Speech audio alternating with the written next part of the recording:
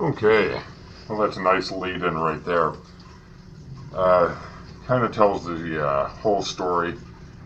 According to the ISIS leader, we wouldn't be in Iraq at this point at all if it weren't for twice unelected war criminal and buffoon George Bush.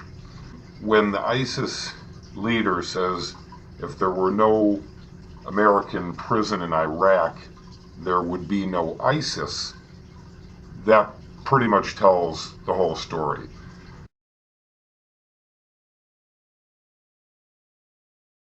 Much like idiot Bush keeping the cost of Iraq off of our books and leaving it for Obama to put on our books, and then be blamed by Republicans for increasing our debt, which Bush caused, and his cabal of criminals.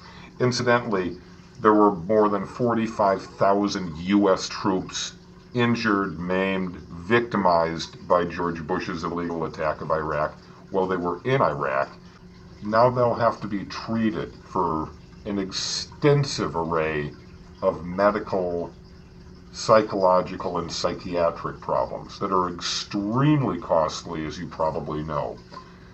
So we'll have to pay not only for the war, the illegal war that Bush caused and perpetrated on an innocent country, and the interest and all of that for years to come, but we'll also have to pay for the billions of dollars in care for the 45,000 U.S. troops injured there, not to mention the over 3,000 killed, which is more than the number of U.S. citizens who were murdered by the hijackers who were unconnected to Iraq in any way, that were the perpetrators of 9/11.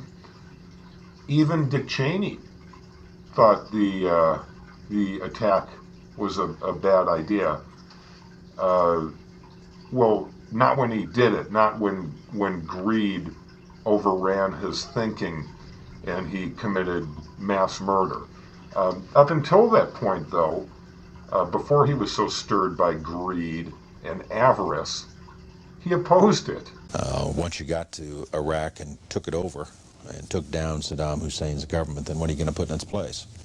That's a very volatile part of the world, and if you take down the central government in Iraq, you can easily end up seeing pieces of Iraq fly off. Part of it the Syrians would like to have to the west. Part of eastern Iraq the Iranians would like to claim, fought over for 8 years. In the north you've got the Kurds, and if the Kurds spin loose and join with the Kurds in Turkey, then you threaten the territorial integrity of Turkey. It's a quagmire.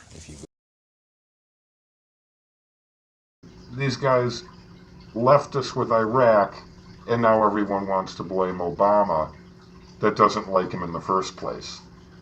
And then there are others who are being influenced to believe this has something to do with Barack Obama, when he's basically cleaning up, not even basically, he is cleaning up another mess left by Republicans.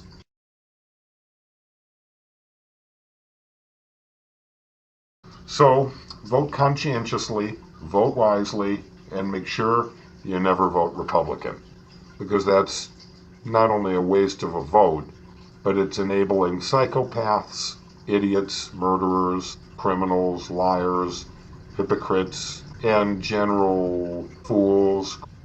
So, with an election year coming up, your vote's going to be important. Make sure you exercise that vote and right and liberty carefully. You see a field of GOP lunatics, a bunch of literally imbeciles, clowning around on stage with bad ideas. Not one of them wants to raise the minimum wage to $15. Not one. Yet they say things like, the American people need to have more money in their pocket. Well, that's right. You are the American people. You're the consumers. Without you, there is no revenue generated for corporate businesses or any other business, because it's your money that gets spent in that cycle. So if they paid you more, $15 an hour more for minimum wage jobs, you'd have that much more to spend on that same economy. It's a very simple principle. It isn't trickle-down horseshit, which doesn't work at all. It is consumer-based, simple math. When everyone does better, everyone does better. So vote thoughtfully and carefully in November 2016.